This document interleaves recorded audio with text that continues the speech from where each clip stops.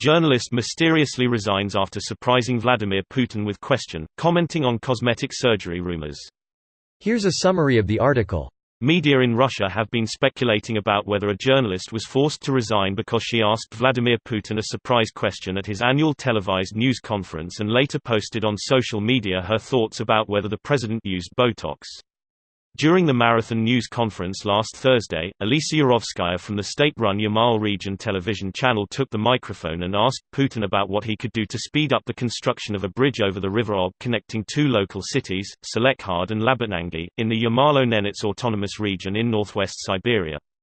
Putin's annual press conference is tightly choreographed and local authorities also appeared unhappy that Yurovskaya had asked a question that had not been vetted, the Moscow Times reported. The news site ura.ru reported that the authorities in Yamalo-Nenets, which owns the channel where Yurovskaya worked, did not like her personal take on the abilities of the regional governor in her question. In a statement to URA, Yurovskaya said, "I wrote my resignation letter of my own accord." Newsweek has contacted Yurovskaya for comment.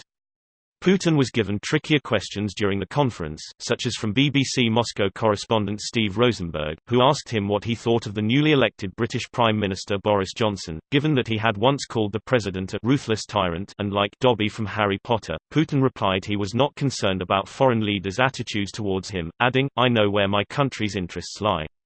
And whatever anyone says about me, this means absolutely nothing compared to the fundamental issues Russia is looking to solve." This post received a score of 14,169, with an upvote ratio of 96%. Here are the top comments in response to this article. Dropping a gotcha question during an interview with Vladimir Putin is an absolutely wild move for a journalist. They definitely earned some Mad Lad points. Sadly, they have probably earned a couple bullets in the head and a fake suicide note as well.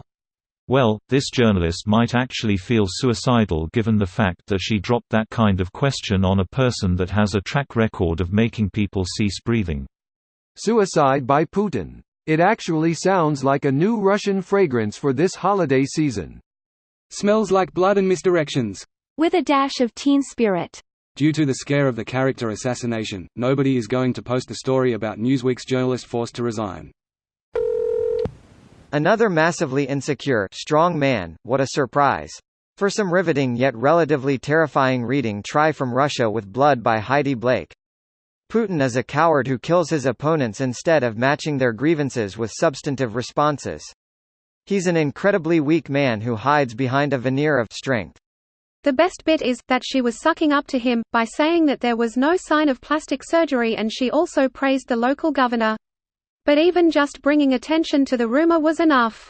Greater than the best bit is that she was suckling up to him by saying that there was no sign of plastic surgery, and she also praised the local governor. And that is why she mysteriously resigned instead of mysteriously killing herself by dropping a filling cabinet on her own head. Enemies of the Russian state are so creative when it comes to suicide, aren't they? In Russia, suicide is a team effort. In Russia, suicide committee. FTFY. Everyone knows Putin gets Botox. It's hard to look like a virile, healthy strongman when you're almost 70 and balding. Leave balding out of this. That MDE me laugh. Roughly 80% of males will agree at some point or another. I got given caffeine shampoo for Christmas. Not sure how I feel about that. At least your scalp will be alert. I'd never heard of caffeine shampoo, so I looked it up. I had no idea I even needed to charge my hair after all these years. That explains the solar panel my scalp grew. At least it's not burning natural gas. Plastic surgery rumors? He looks like a fucking cushion.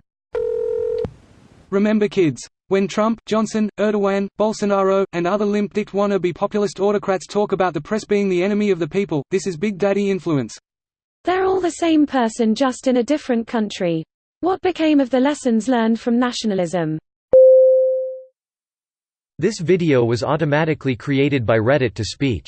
The article and comments in this video were selected from Reddit according to their upvotes, and any paraphrasing was performed by smmry.com, without any human intervention.